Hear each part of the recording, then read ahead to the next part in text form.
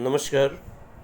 कक्षा 10वीं के अंतर्गत सिद्धि हिंदी विद्यालय और सिद्धि इंग्लिश स्कूल की यूट्यूब चैनल में मैं हर्ष जानी आप सभी विद्यार्थियों का पुनः एक बार स्वागत करता हूँ। कक्षा 10वीं के विद्यार्थियों के लिए सामाजिक विज्ञान लेकर पुनः एक बार मैं आप लोगों के सामने प्रस्तुत हुआ हूँ। यदि आप लोगों को मेरा ये वीडियो पसंद आता है तो इसको लाइक कर, सब्सक्राइब कर, अधिक से अधिक हिंदी माध्यम के बच्चों के ग्रुप में इनको शेयर करना ना भूलें ताकि अधिक से अधिक बच्चे इनका लाभ ले सके। विषय की शुरुआत करते हैं। उससे पहले एक सुंदर सा सुविचार कि कामयाब होने के लिए कई बार हमें जो है उसी में शुरुआत कर लेनी होती है, भले तैयारी पूरी हो ना हो, क्योंकि इंतज़ार करने से काफ़ी बेहतर है। इसी सुंदर सी तैयारी के साथ पुनः एक बार इंतज़ार किए बिना कक्षा 10वीं के विद्यार्थियों के लिए आगे का कोर्स चालू करते हैं। एक मिनट की प्रार्थना अपन सामूहिक तौर पर करते हैं।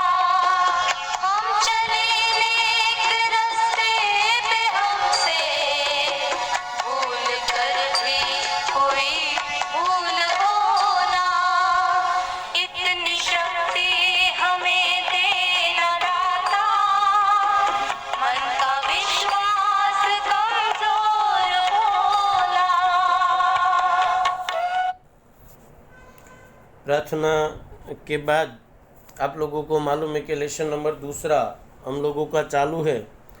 लेसन नंबर 2 का नाम है भारत की सांस्कृतिक विरासत, परंपराएं, हस्तकला और ललित कला।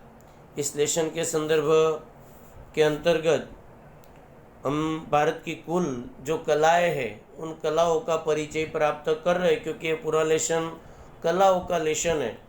और आप लोगों को भी आगे मैंने बताया कि भारत की कुल 64 कलाएं हैं।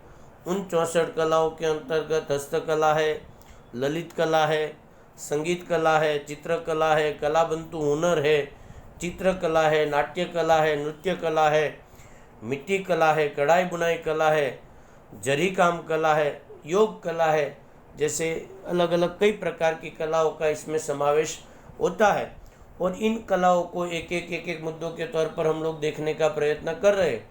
उन मुद्दों के अंतर्गत हमने कई कलाओं का परिचय प्राप्त कर लिया था, लेकिन अब उन कलाओं में हम लोग पेज नंबर 12 पर पहुंचे हैं।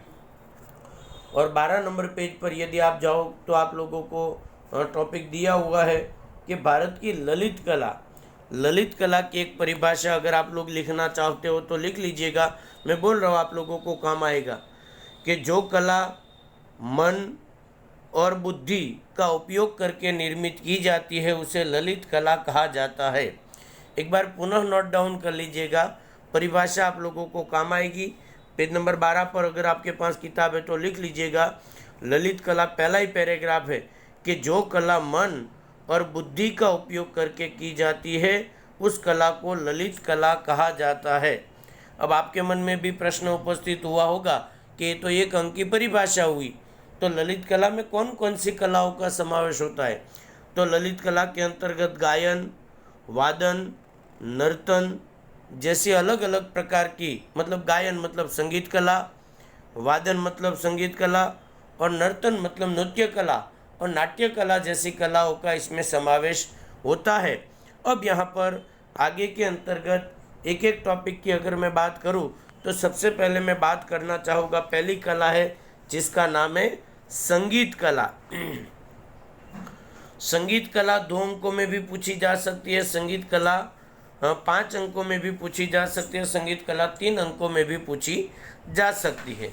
सबसे पहले मैं संगीत कला के बारे में यदि मैं बात करूं तो संगीत कला की परिभाषा, संगीत कला की परिभाषा के अंतर्गत स्वर, ताल, लय के द्वारा, फिर से एक बार परिभाषा, स्वर, ताल और लय के द्वारा जो कला प्रस्तुत की जाती है उस कला को संगीत कला कहा जाता है।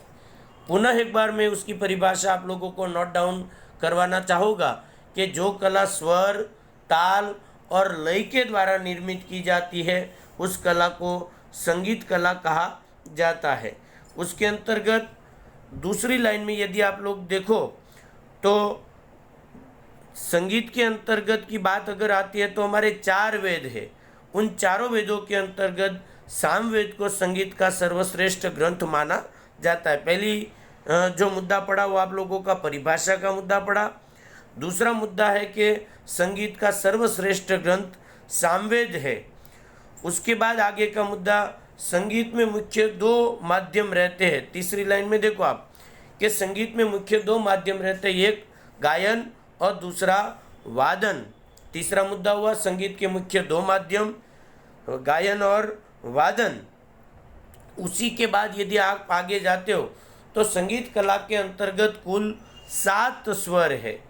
आगे का चौथा मुद्दा, संगीत कला में कुल 7 स्वर है, एक सा, रे, ग, म, प, ध, नी। पुनः एक बार, सा, रे, ग, म, प, ध, नी। ये संगीत के कुल 7 स्वर है।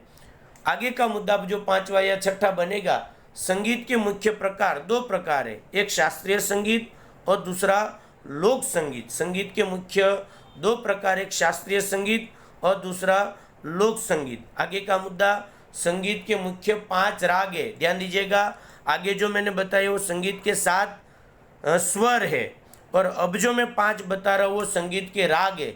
यदि MCQ या खाली जगह पूछी जाए तो स्वर के अंतर्गत आप लिखोगे 7 और राग के अंतर्गत लिखोगे 5। ये संगीत के राग 5 कौन कौन से? तो कि एक श्री, दीपक, हिडोल, मेघ और भैरवी।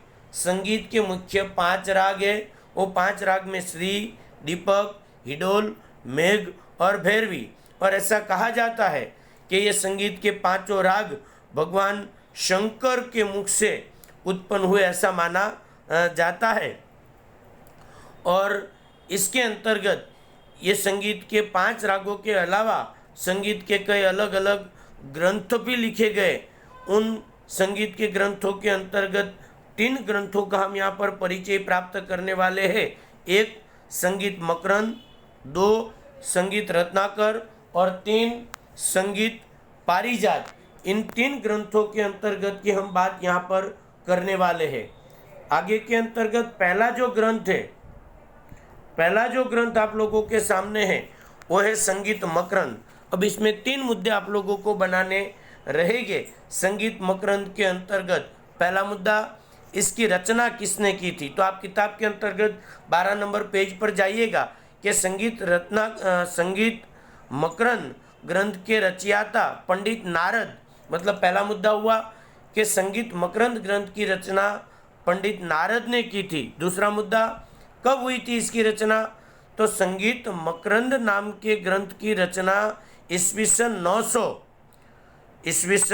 900 के आसपास संगीत मकरंद नामक ग्रंथ लिखा गया। 2 मुद्दे हो गए, एक पंडित नारद के द्वारा इसकी रचना हुई और दूसरा मुद्दा कि इसकी रचना ईस्वीसन 900 के अंतर्गत हुई। और तीसरा मुद्दा जो इसमें बनाना है वो उसकी विशेषता। क्या है विशेषता? कि संगीत मकरंद में 19 प्रकार की वीणा और 101 प्रकार के ताल का वर्णन किया गया है। पुनः एक बार, संगीत मकरंद में 101 प्रकार की ताल और 19 प्रकार की वीणा का वर्णन किया गया है। इस प्रकार 3 मुद्दे इसके अंतर्गत बनेंगे। दूसरा जो ग्रंथ है उसका नाम है संगीत रत्नाकर। किताब के अंतर्गत ये ग्रंथ का परिचय आपको दिया है, उसमें भी 3 मुद्दे बनाने हैं। पहला मुद्दा, इसकी रचना किसने की, तो किताब में जाओ तो आपको दिया है कि संगीत रत्नाकर नामक ग्रंथ की रचना पंडित सारंग देव ने की थी। पुनः एक बार, संगीत रत्नाकर नाम के ग्रंथ की रचना पंडित सारंग देव के द्वारा की गई थी। दूसरा मुद्दा, ये कहाँ के रहने वाले थे, तो कि दौलताबाद के रहने वाले थे। तीसरा, इसकी प्रशंसा किसने की थी, तो आपकी किताब में दिया है कि पंडित विष्णु नारायण भारत खंडे के द्वारा संगीत रत्नाकर नाम के ग्रंथ की प्रशंसा की थी और इस ग्रंथ को वो भारत का सबसे अद्वितीय ग्रंथ मानते हैं। 3 मुद्दे पुनः एक बार, एक, पंडित सारंग देव ने रचना की थी, कहाँ के रहने वाले थे, किसने इसकी प्रशंसा की थी और प्रशंसा के अंतर्गत उसने क्या कहा। उसने कहा कि संगीत के अंगों को समझने के लिए यह ग्रंथ अद्वितीय ग्रंथ माना जाता है। उसके बाद तीसरा जो ग्रंथ है वो ग्रंथ का नाम है संगीत पारिजात। अब उसमें भी 3-4 मुद्दे आप लोगों को बनाने हैं। तो पहला मुद्दा कि इसकी रचना किसने की थी, तो पहली लाइन में आप लोगों को दिया हुआ है कि संगीत पारिजात नामक ग्रंथ की रचना पंडित अहोबल ने की थी। एक मुद्दा हुआ, संगीत पारिजात नामक ग्रंथ की रचना पंडित अहोबल ने की थी, एक मुद्दा। दूसरा, कब की थी, तो किताब के अंतर्गत 1965 दिया हुआ है। माफ कीजिएगा, थोड़ा करेक्शन है, वो करेक्शन किताब में कर लीजिएगा। 1665, 1965 की जगह पे आप लोगों को 1665 करना है। पुनः एक बार, संगीत पारिजात किताब के अंतर्गत जो 1965 लिखा है उसकी जगह पे आपको 1665 कर लेना है। 2 मुद्दे हो गए। और उसका तीसरा जो मुद्दा है वो तीसरी लाइन में कि इस संगीत पारिजात नामक ग्रंथ के अंतर्गत उन्होंने 29 प्रकार के स्वरों का वर्णन किया है। इस प्रकार इसमें भी 3 मुद्दे आप लोगों को बनाने हैं। उसके बाद इसी क्रम में आगे जाओ तो शायद पूछे कि भाई मुगल कालीन समय के अंतर्गत संगीत का विकास, तो उसमें भी 3-4 मुद्दे आप लोगों को लिखने रहेंगे कि मुगल कालीन समय में संगीत का जो मेन शुरुआत है वो अलाउद्दीन खिलजी के समकालीन अमीर खुसरो के द्वारा भारत में संगीत कला के क्षेत्र में एक नई शायरी नाम की परंपरा की शुरुआत हुई है। और वो शायरी परंपरा की शुरुआत भारत में अमीर खुसरो के द्वारा की गई थी। अमीर खुसरो का दूसरा मुद्दा कि अमीर खुसरो को तूतीय हिंद के नाम से जाना जाता है।